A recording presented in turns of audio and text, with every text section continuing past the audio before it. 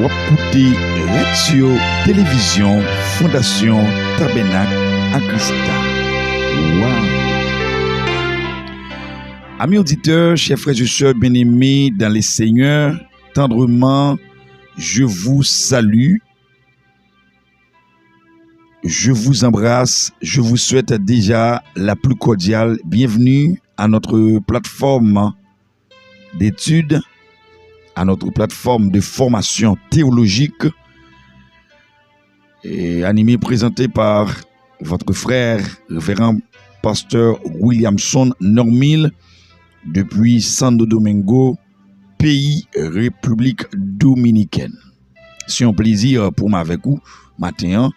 C'est une grâce qui fait que bon Dieu permette nous capables de rejoindre des micros ça pour nous capables de partager ensemble une étude et une formation qui nous estime cap bon pour et cap de grandir dans la foi.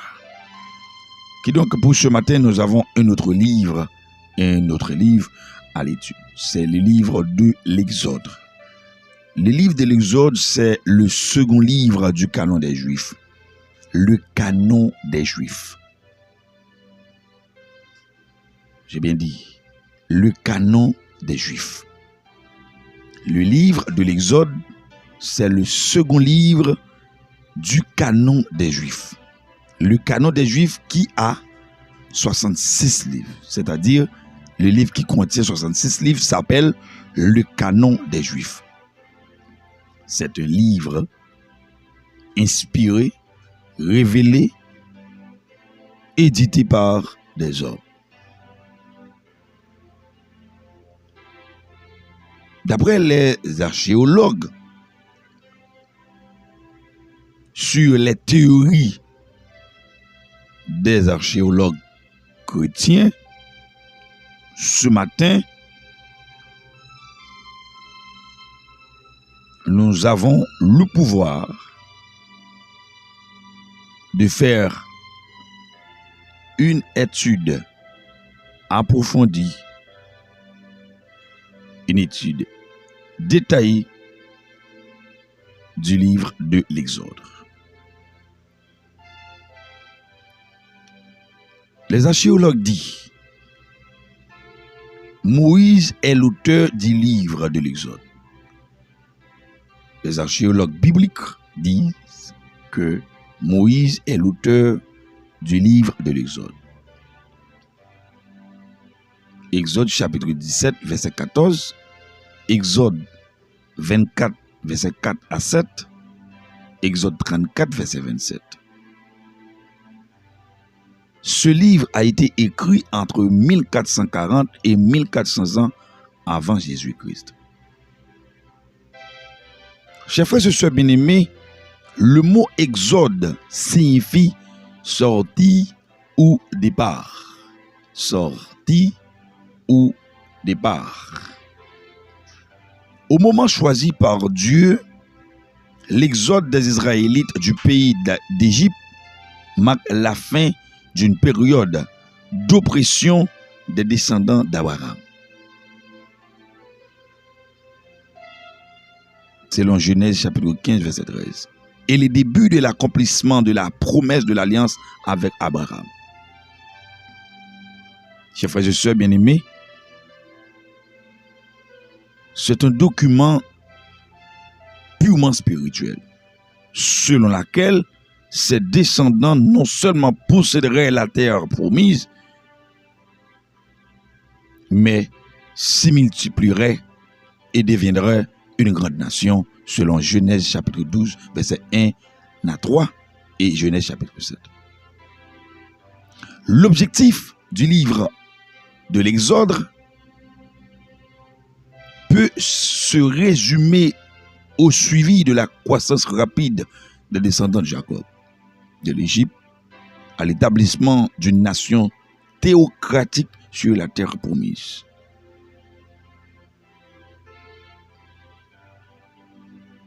L'Exode, qui est écrit par Moïse, a un verset central, ou du moins un verset clé, pouvant le marquer. C'est le verset 8 du premier chapitre. Le chapitre 1er, verset 8. Un nouveau roi parvint au pouvoir en Égypte, un roi qui n'avait pas connu Joseph. Ça, c'est le verset clé du livre de l'Exode. Chapitre 1er, verset 8. Il y a un autre verset qu'on peut considérer comme un verset clé. L'autre verset clé, parce qu'il y en a beaucoup. Il y a à peu près 4 à 5 versets clés de ce livre.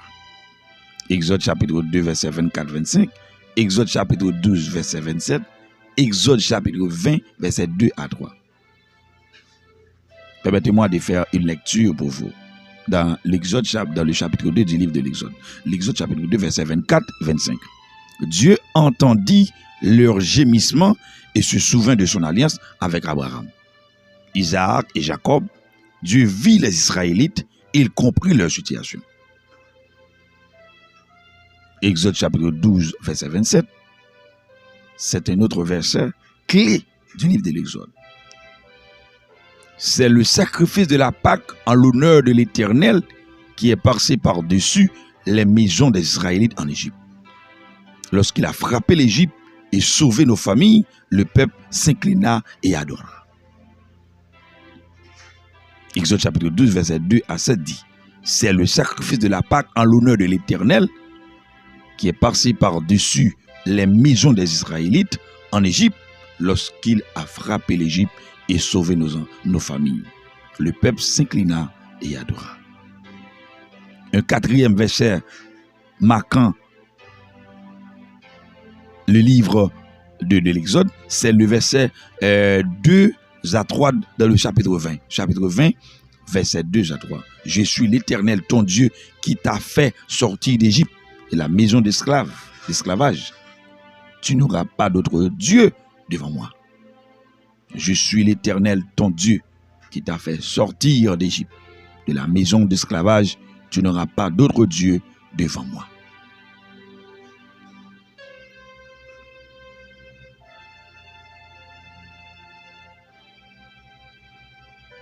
L'Exode commence là où s'arrête la Genèse. Au moment où Dieu fait alliance avec les Juifs, son peuple élu. Son peuple élu. Il raconte les événements qui se sont déroulés entre l'arrivée des Israélites en Égypte sur l'invitation de Joseph, qui était puissant dans ce pays, et leur délivrance de l'esclavage que leur avait imposé. Un nouveau roi qui n'avait pas connu Joseph, selon Exode chapitre 1er et verset 8. Les chapitres 1 et 14 décrivent les conditions d'oppression des Juifs sous le Pharaon, l'ascension de Moïse pour les délivrer, les plaies que Dieu a infligées à l'Égypte à cause du refus du Pharaon de se soumettre à lui et à leur départ d'Égypte. La main souveraine et puissante de Dieu se voit dans les miracles des plaies, jusqu'à la mort des premiers-nés et l'institution de la Pâque, la délivrance des Israélites, l'ouverture de la mer Rouge et la destruction de l'armée égyptienne. Chers frères et sœurs bien-aimés, le livre de l'Exode a une partie fervente, c'est ce qu'on appelle la partie centrale, qui est consacrée à leur errance dans le désert et la provision miraculeuse de Dieu pour son peuple. Bien qu'il leur ait donné du pain du ciel, change l'eau amère en eau douce, fait jaillir de l'eau d'un rocher, leur est accordé la victoire sur ceux qui voulaient les détruire, leur est donné sa loi écrite de sa propre main sur des tablettes de pierre et manifestée par sa présence par une colonne de feu et une nuée. Le peuple murmurait et se rebellait continuellement contre Dieu. Le dernier tiers du livre décrit la construction de l'arche de l'alliance et le plan pour le tabernacle avec ses divers sacrifices, autels, meubles, cérémonies et formes de culte. Les nombreux sacrifices existent des Israélites sont une préfiguration du sacrifice ultime, l'agneau pascal de Dieu, Jésus-Christ, la nuit de la dernière plaie d'Égypte. Un agneau sans défaut devait être immolé et son sang appliqué sur les linteaux des maisons du peuple de Dieu, les protégeant ainsi de l'ange de la mort, ce qui préfigure Jésus, l'agneau de Dieu sans défaut et sans tache, selon 1 Pierre chapitre 1er, verset 19. Dont le sang est appliqué sur nous pour nous garantir la vie éternelle. Parmi les représentations symboliques de Christ, dans les livres de l'Exode, il y a le récit, chers frères et sœurs bien-aimés, de l'eau jaillie du rocher en Exode chapitre 17, verset 6. Comme Moïse a frappé le rocher pour en faire jaillir l'eau porteuse de vie pour abreuver le peuple, Dieu a frappé le rocher de notre salut en le crucifiant pour notre péché. Et c'est de ce rocher qu'est sortie l'eau vive. Jean 4, verset 10. La provision de la manne dans le désert est une image parfaite de Christ, le pain de vie, selon Jean 6, verset 48, auquel Dieu a pourvu pour nous donner la vie.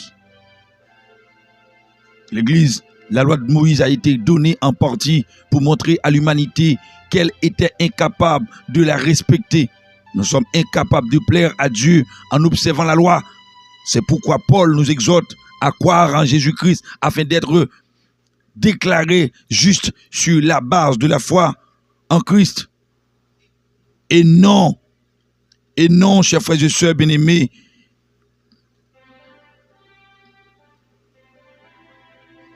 et non des œuvres de la foi, puisque personne ne sera considéré comme juste sur la base des œuvres de la foi, de la loi. Je reprends pour vous. C'est pourquoi Paul nous a exhortés à croire en Jésus-Christ afin d'être déclarés justes sur la base de la foi en Christ et non des œuvres de la loi, puisque personne ne sera considéré comme juste sur la base des œuvres de la loi. Selon Galates 2, verset 16. La provision de Dieu pour les Israélites, de la délivrance de la captivité à la manne et au caille dans le désert, témoigne clairement de sa grâce pour son peuple. Dieu a promis de pouvoir à tous nos besoins. Dieu est fidèle, lui qui vous a appelé à vivre en communion avec son Fils. Jésus-Christ, notre Seigneur, 1 Corinthiens chapitre 1er, verset 9. Nous devons faire confiance au Seigneur Jésus, qui peut nous délivrer de tout. Il ne laisse pas le péché éternellement impuni. Par conséquent, nous pouvons lui faire confiance pour sa rétribution et sa justice. Quand Dieu nous tire d'une situation difficile, on ne devrait pas chercher à y retourner. Quand Dieu nous demande quelque chose, il s'attend à ce que nous obéissons. Mais en même temps, il nous donne sa grâce et sa miséricorde. Parce qu'il sait que par nous-mêmes, nous ne pourrons pas lui obéir pleinement. Chers frères et sœurs bien-aimés, je viens tout juste détailler et le livre de l'Exode pouvant vous aider à apprendre quelque chose de bon. Mais j'aimerais vous dire bien, les livres, des livres, la Sainte Bible, ou du moins le canon des Juifs, c'est un document dévotionnel. C'est un document ecclésiastique, un document pastoral, un document de formation basé sur la foi. C'est un document instructif pour les croyants, pour les chrétiens. La Bible, comme étant un document dévotionnel, comme étant un document ecclésiastique, c'est un document littéral, symbolique et culturel. Littéralement, vous pouvez faire une lecture, soit en français, en créole, en anglais, en hébreu, en grec. Vous pouvez lire la Bible. Vous pouvez faire une lecture.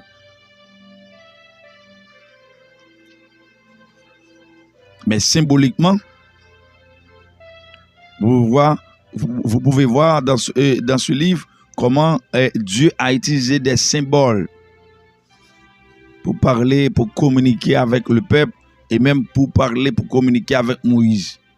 C'est un document et vous pouvez voir des symboles que Dieu a utilisés pour pouvoir agir, pour pouvoir œuvrer dans la vie du peuple, de son peuple, de façon concrète. Et c'est un document aussi culturel. C'est un livre culturel. Qui donc, en résumé, pour finir, la Bible c'est un document littéral, symbolique et culturel. Apprenez quelque chose de bon avec nous. C'est pour vous aider, c'est pour votre épanouissement dans l'évangile du Seigneur. Nous devons faire confiance au Seigneur Jésus. Il est notre guide, il est notre pasteur. Il n'y a pas d'autre comme Jésus. Il est l'ami de toutes les circonstances. Il est l'ami de toutes les circonstances. Il est notre effet, notre chef, notre directeur, notre meneur, Jésus-Christ, notre avocat. Il nous défend. Il prend position pour nous. Jésus-Christ, le Dieu de la création, le Dieu pourvoyeur. Le Dieu pourvoyeur. Juste avant de vous laisser, chers frères et sœurs bien-aimés, j'aimerais vous dire que qu'en étudiant le livre de l'Exode, les élèves vont découvrir le pouvoir qu'a le Seigneur de les délivrer du péché. Ils apprendront également que les commandements, les ordonnances et les alliances peuvent les aider à se préparer à recevoir les bénédictions de la vie éternelle.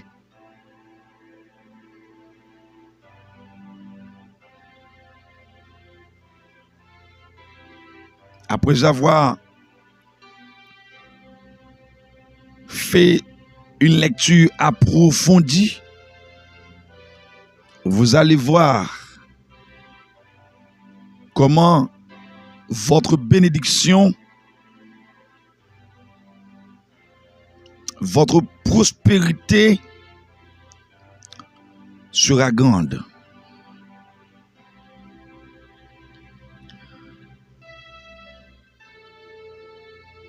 À un moment donné, Moïse reçut les clés du rassemblement d'Israël. Moïse ouvrit une dispensation de l'évangile de Jésus-Christ en tant que prophète et révélateur des paroles de Dieu.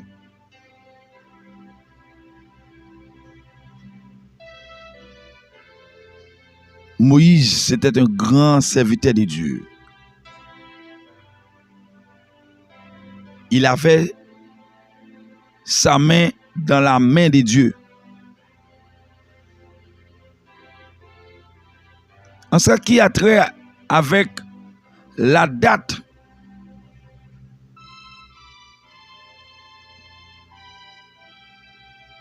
de la rédaction de ce livre, le livre de l'Exode,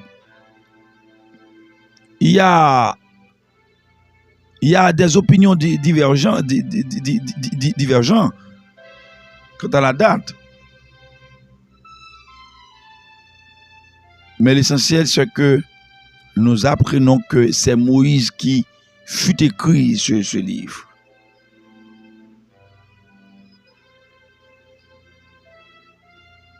Le chapitre 1er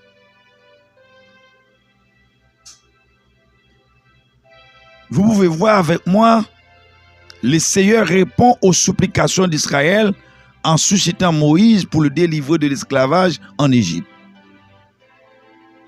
Dans le chapitre 5, verset 12, Moïse et Aaron demandent à Pharaon de libérer les enfants d'Israël. Pharaon refuse et le Seigneur afflige l'Égypte des plaies. La fête de la Pâque est établie au sein d'Israël pour commémorer le fait que les foyers des Israélites furent épargnés quand Dieu frappa les premiers-nés des Égyptiens. Dans le chapitre 13, chers frères et sœurs bien-aimés, verset 15, les enfants d'Israël quittent l'Égypte. Pharaon et son armée pourchassent Israël. Le Seigneur divise les eaux de la mer Rouge pour Israël et l'armée Pharaon est noyée. Israël loue l'Éternel pour sa délivrance. Et quand vous lisez le chapitre 16, verset 18, Israël murmure à cause du manque de nourriture et d'eau dans le désert. Le Seigneur envoie de la manne et des cailles pour nourrir Israël et commande à Moïse de faire jaillir de l'eau d'un rocher. Israël l'emporte sur les armées d'Amalek. Moïse établit des dirigeants au sein d'Israël. Et dans le chapitre 19, verset 24, au mont Sinaï, le Seigneur révèle les conditions de son alliance et Israël contracte l'alliance d'obéir à l'Éternel. Le chapitre 25, verset 31, Moïse reçoit des instructions concernant la construction du tabernacle, la consécration des prêtres et la manière de faire les sacrifices. Moïse reçoit 2 tables de pierre contenant l'alliance du Seigneur avec Israël. Le chapitre 32, Israël adore un veau d'or. Moïse brise les tables de pierre et plaide avec le Seigneur en faveur d'Israël. Après que le peuple s'est repenti, le Seigneur établit une autre alliance avec Israël et il écrit sur 2 nouvelles tables de pierre. Et l'Exode chapitre 35, verset 40, des ouvriers talentueux construisent le tabernacle et la gloire de l'Éternel y repose. C'est comme ça. C'est comme ça. Le plan, ou du moins, le détail du livre est défini. Moïse était un homme, un serviteur de Dieu très puissant.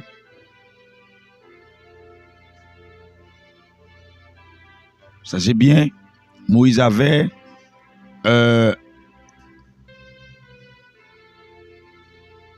son beau-père, Jéthro, à son service. À noter que Moïse se renda de Madian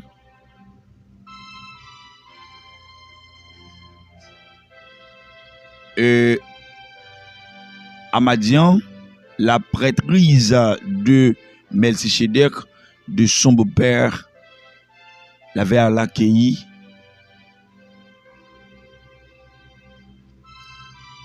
Moïse a passé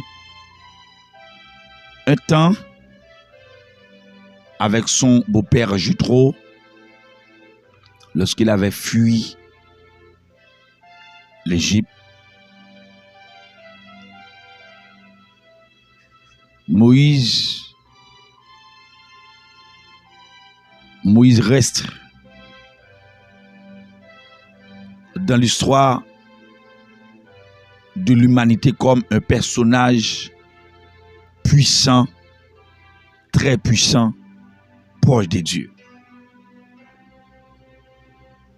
Puissant, très puissant, proche de Dieu. Moïse était un fervent serviteur de l'Éternel. Robuste,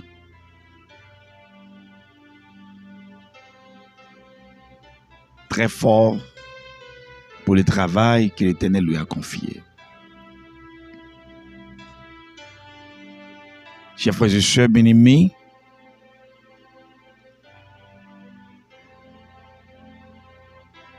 c'est pratiquement la fin de cet oratoire de théologie dont je viens tout juste vous exposer, vous parler, vous détailler le livre de l'Exode, qui est le second livre du canon des Juifs. C'était un réel plaisir pour moi d'être vous accompagner sur cette plateforme de théologie, animée par votre serviteur, révérend pasteur Williamson Normil. N'hésitez pas de nous rejoindre, abonner et partager, vivre cette formation dans toute cette intégralité. Que Dieu vous garde, que Dieu vous bénisse. Shalom, Baruch Hashem. Shalom, Aleichem. Bye bye.